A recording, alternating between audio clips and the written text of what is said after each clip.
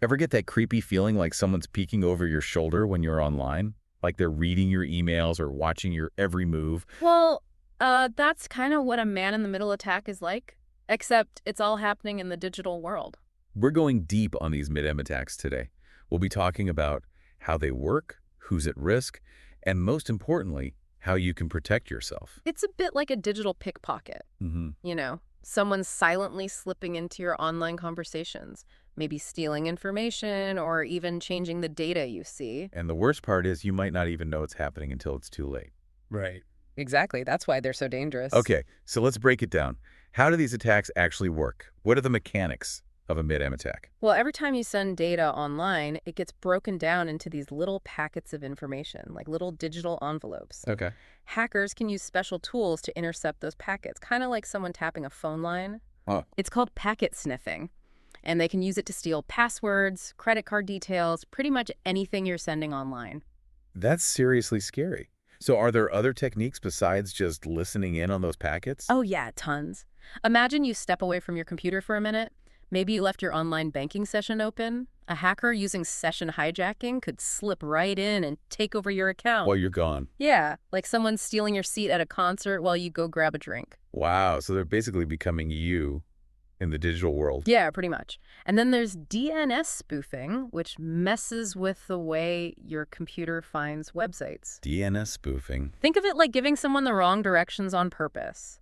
Instead of landing on your bank's actual website, you're redirected to a fake one controlled by the attacker. Oh, so you enter your login details thinking everything's fine, and bam, your info's compromised. You got it. So it's like a combination of eavesdropping, impersonation, and misdirection. Exactly. It's all very sneaky. And then what about SSL stripping? That sounds pretty intense. Well, SSL is like putting your sensitive information in a sealed envelope before you send it online, to keep things private. Right. Makes sense. But with SSL stripping, the attackers can rip open that envelope and expose your data to anyone watching. Your secure connection becomes as private as a postcard. Okay, so we've talked about the how. Let's talk about the who. Who's usually targeted in these attacks? Is it everyone, or are some people more vulnerable than others? Well, technically, anyone who uses the internet could be a target. Right. But some targets are definitely more attractive to hackers. Businesses, for instance. They often handle huge amounts of sensitive data. Yeah. Customer information, financial records, all that stuff. Sure. A successful MITM attack on a business, Right. that could lead to massive data breaches, financial losses, even reputational damage. And then there are government agencies. They hold some of the most sensitive information out there. So we're talking about individuals, businesses, and even governments. Pretty wide range of targets. It really is. This might be a good time to talk about real-world consequences. What are some of the ways a MITM attack can impact someone's life? We've talked about data breaches, but what else is there? Well, think about your own online activity. Do you shop online? Sure do. Use mobile banking? Yeah, all the time. Access work files remotely? Definitely. All of those things could be compromised in a MITM attack. You're talking about financial losses from stolen bank details, Yeah. identity theft, even blackmail. Wow. So it's not just data theft, it's the ripple effects that come after. Exactly. It's a huge deal. All this talk about vulnerabilities make me a bit nervous. Is there any way to fight back against these attacks? Absolutely. There are actually plenty of ways to protect yourself. One of the simplest is using strong, unique passwords for each of your online accounts.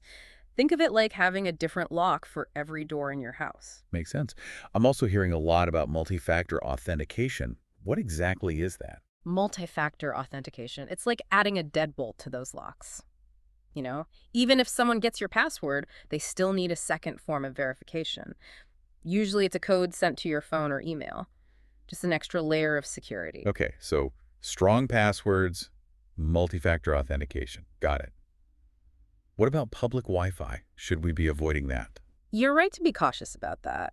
Public Wi-Fi networks, like the ones you find in coffee shops or airports, they often lack proper security measures, making them easy targets for attackers. So it's like having a conversation in a crowded room where anyone could be listening in. Exactly. So should we just avoid public Wi-Fi altogether? If you can, that's always the safest option, especially if you're dealing with sensitive information. But if you have to use public Wi-Fi, consider using a VPN. A VPN. It stands for Virtual Private Network. It creates a secure tunnel for your data, making it way harder to intercept. Ah, so a VPN is like setting up a private, soundproof booth in that crowded room. Exactly. That's a great way to think about it.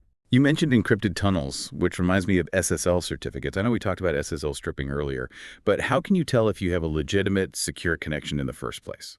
Always check the website's URL before you enter any personal information. Okay. You want to look for HTTPS at the beginning, not just HTTP. The S is important. Yeah, that S stands for secure. It means your data is being encrypted. And also look for a little padlock icon in the address bar. That's another sign that you're on a secure site. So just being vigilant, looking for those signs of security. What about software updates? Are those really that important for security? Think of software updates like patching holes in your fence. Okay. Every update usually comes with security patches, which fix those vulnerabilities that hackers could exploit. Keeping your operating system, browser, and other software up to date is one of the most effective ways to stay protected. So it's like reinforcing the walls of your digital fortress. Makes sense. But I'm also hearing about even more advanced protection. Things like intrusion detection systems and network monitoring tools.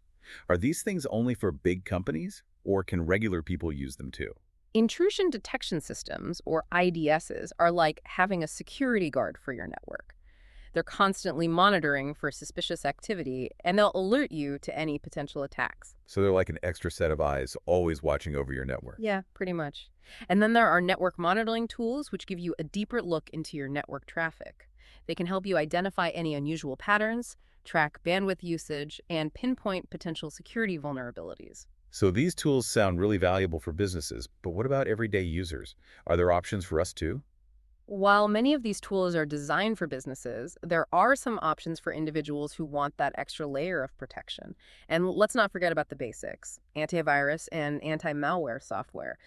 Those programs can help detect and block some types of MITM attacks too. So it's like having multiple layers of defense, each one playing a role in keeping your digital world secure. Exactly. The more layers of security you have, the harder it is for attackers to get through. But remember, no system is perfect.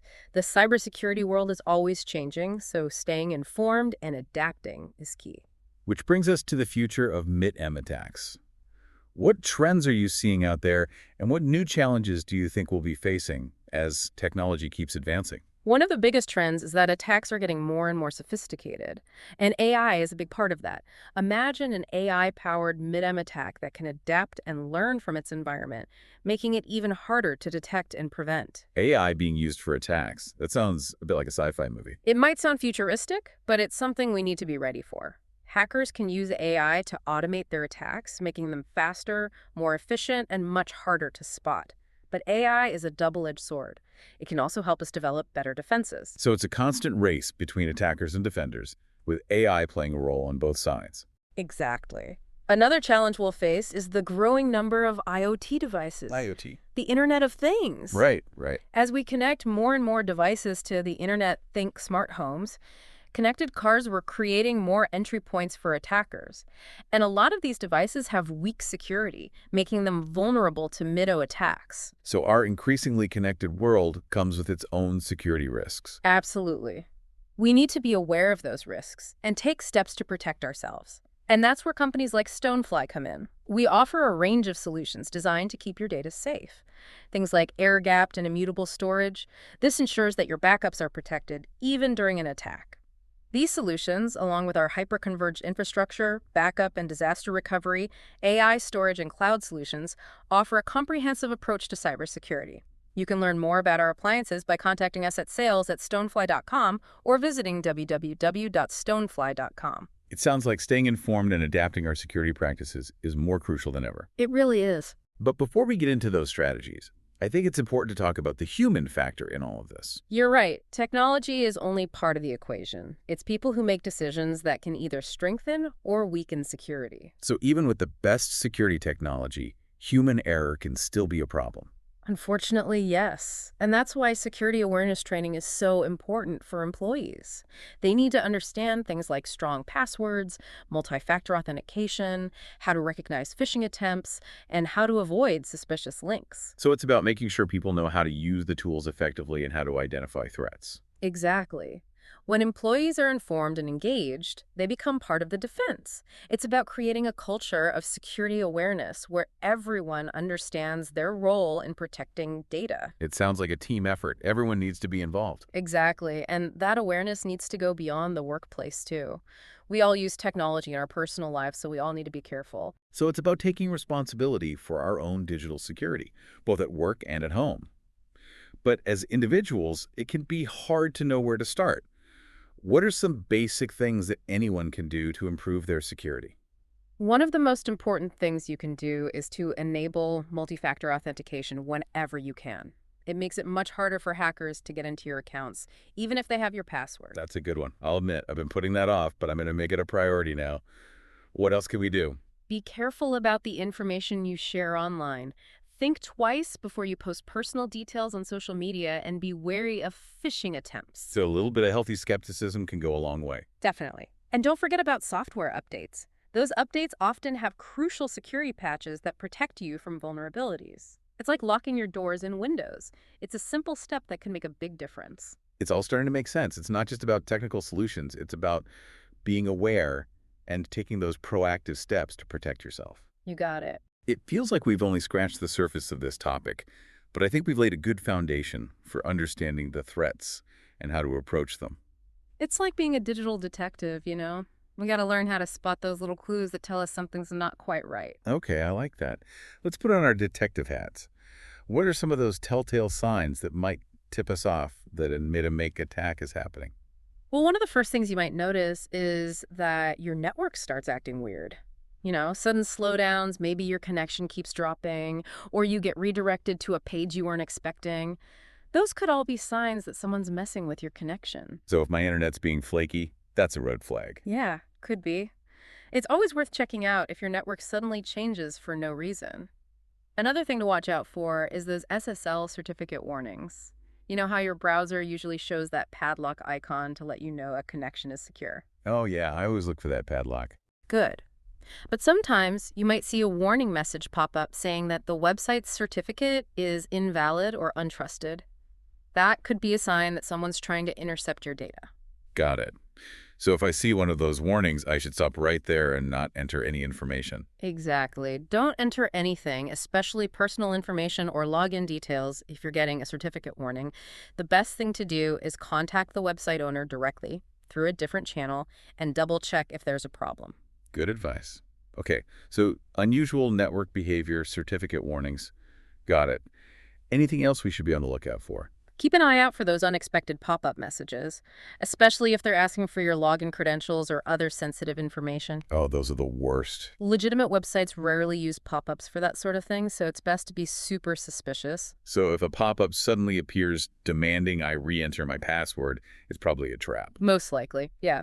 It's always best to be wary of any unsolicited requests for personal information, whether it's through a pop-up, email, or even a phone call. Good point. It sounds like a lot of this boils down to just being vigilant and paying attention to what's going on around us online. But what if you're not super tech savvy? Are there any tools out there that can help us regular folks with detection?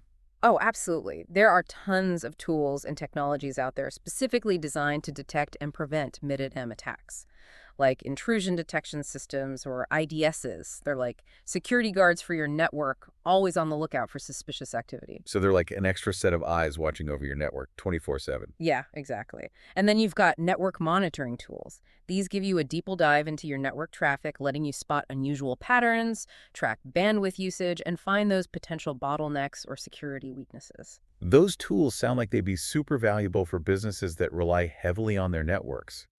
But can everyday users get access to that kind of stuff too? While most of these tools are geared toward businesses, there are some options for individuals who want that extra peace of mind. And of course, don't forget about your good old antivirus and anti-malware software. While those mainly focus on viruses and malware, they can also help to detect and block some MITM attacks. It's like having all these different layers of defense, each one doing its part to keep your digital world safe. Exactly. The more layers you have, the harder it is for the attackers to get through. But no security system is foolproof, right? The cybersecurity landscape is constantly evolving, so staying informed and adapting is crucial. Which brings us to the future of MITM attacks. What are you seeing out there, and what new challenges do you think we'll be facing as technology keeps advancing? Well, one of the biggest trends I'm seeing is that these attacks are getting more and more sophisticated, and AI is a big part of that. Imagine an AI-powered MITM attack that can learn and adapt to its environment, making it even harder to detect and prevent. AI being used in attacks, that sounds a little unnerving. It is. While AI can be a powerful tool for defenders, it can also be used by the bad guys to create even more sneaky and evasive threats. It's a constant back and forth, and we need to be prepared to adapt and evolve our defenses. What other future threats are on your radar? What should we be keeping an eye out for? Another area of concern is the growing number of IoT devices out there. Internet of Things. As we connect more and more devices, smart homes, connected cars, all that, we're essentially expanding the attack surface for these hackers. And many of these devices have pretty weak security, making them ripe targets for MIT attacks. So the more connected we become, the more vulnerable we are. In a way, yes. We need to be super aware of these risks and take steps to protect ourselves. And that's where companies like Stonefly come in. We offer a whole suite of cybersecurity solutions, things like air-gapped and immutable storage, HCI, backup and disaster recovery, AI storage, and cloud solutions, all designed to create a strong, multi-layered defense against these evolving threats. You can learn more by contacting us at sales@stonefly.com or visiting our website at www.stonefly.com. It sounds like knowledge and preparation are our best weapons in this fight. Couldn't agree more. But before we jump into specific strategies, let's circle back to something we touched on earlier, the human factor. How do people fit into this whole cybersecurity puzzle? You're right. Technology is only part of the equation. At the end of the day, it's people who make those decisions that can either make things more secure or less secure. So you're saying even with the best tech in the world, human error can still be a major weak point. Yeah, that's right. That's why security awareness training is so crucial for employees at all levels of an organization. They need to know about things like strong passwords, multi-factor authentication, how to spot those phishing attempts, and how to avoid clicking on suspicious links or opening shady attachments. So it's not just about having the right tools, it's about making sure people know how to use them properly and how to identify those red flags. Exactly. When employees are informed and engaged, they become a valuable part of that defense against cyber threats. It's all about creating a culture of security awareness where everyone understands their role in protecting sensitive data. Sounds like a team effort then. Everyone needs to be vigilant and aware. Absolutely. And that awareness needs to extend beyond the workplace, too. We're all using technology in our personal lives, so we all need to be careful and mindful of our online habits. So it's about taking personal responsibility for our digital security, whether we're at work or just browsing at home. But as individuals, where do we even start? What are some simple, practical steps that anyone can take to be more secure? One of the easiest and most effective things you can do is turn on multi-factor authentication wherever you can. It adds that extra layer of protection to your accounts, making it way harder for someone to get in, even if they do manage to snag your password. Okay, good tip. I'm definitely going to make that a priority. What else can we do? Be mindful of what you share online. Think twice before you post sensitive information on social media, and be on the lookout for those phishing scams. They're getting more and more sophisticated. So a little bit of healthy skepticism can go a long way. Absolutely. And don't underestimate the importance of software updates. Those updates often include vital security patches that can protect you from those known vulnerabilities. It's a simple thing, but it can make a huge difference. It's all starting to click now. It's not just about technical solutions. It's about awareness, vigilance, and taking those steps to protect ourselves. That's it. It's a mindset, a way of approaching your online life. Well, it feels like we've covered a lot of ground today. We've talked about how these attacks work, the potential fallout, and some key strategies for staying safe in this digital world. One thing we haven't really talked about is having a plan. It's not just about knowing the threats, it's about knowing what to do if you actually become a victim of one of these MITM attacks. That's a good point. A plan. But what does a good plan actually look like? Where do you even begin with something like that? Well, a good place to start is by thinking about what could happen if you were attacked. What kind of data do you have? What systems are absolutely essential to your operations? Once you know where your weak points are, you can start figuring out how to protect them best. So it's about identifying those vulnerabilities and then coming up with strategies to mitigate them. Exactly. And that might mean using technical solutions like those intrusion detection systems we talked about, or maybe it's about beefing up your password policies. But it could also mean making sure your employees are trained on security best practices or having a solid incident response plan ready to go. So a mix of technical safeguards and good old-fashioned human awareness, all working together. That's the key. And remember, it's not about achieving perfect security, because that's practically impossible. It's about minimizing your risk as much as you can. I'm hearing a theme here. Layers of protection, vigilance, awareness, having a plan. It seems like the best defense is a multifaceted one. Absolutely. And you don't have to do it all alone. There are resources out there, security experts, companies like ours, that can help you come up with a security strategy tailored to your specific needs. That's good to hear. It can feel pretty overwhelming trying to stay ahead of all these threats, so it's nice to know there's help out there. It can make all the difference, whether it's guidance on those technical solutions or just providing training materials to get your people up to speed. Having a partner you can trust is invaluable. Couldn't agree more. Well, it looks like we've come to the end of our deep dive. We've covered a lot of ground. We talked about how man-in-the-middle attacks work, what the consequences can be, and we've given our listeners a whole bunch of strategies for staying safe online. It's been a great conversation. I hope everyone listening got something out of it. I think they did. And for anyone looking for comprehensive solutions to really boost their cybersecurity, I highly recommend checking out what we offer at Stonefly. We're dedicated to robust data protection, making sure your business can keep running smoothly, and empowering organizations to face those ever-evolving threats with confidence. We build security into everything we do. Air-gapped and immutable storage, hyper-converged infrastructure, backup and disaster recovery, AI storage, cloud solutions. We've got a whole suite of tools ready to go. And if you want to learn more about our appliances and how we can help you strengthen your defenses, you can head over to our website, www.stonefly.com, or shoot us an email at sales@stonefly.com. We're here to help you on your cybersecurity journey. Thanks for joining us for this deep dive into the world of man-in-the-middle attacks. Remember, knowledge is power, so stay vigilant, stay informed, and stay safe online.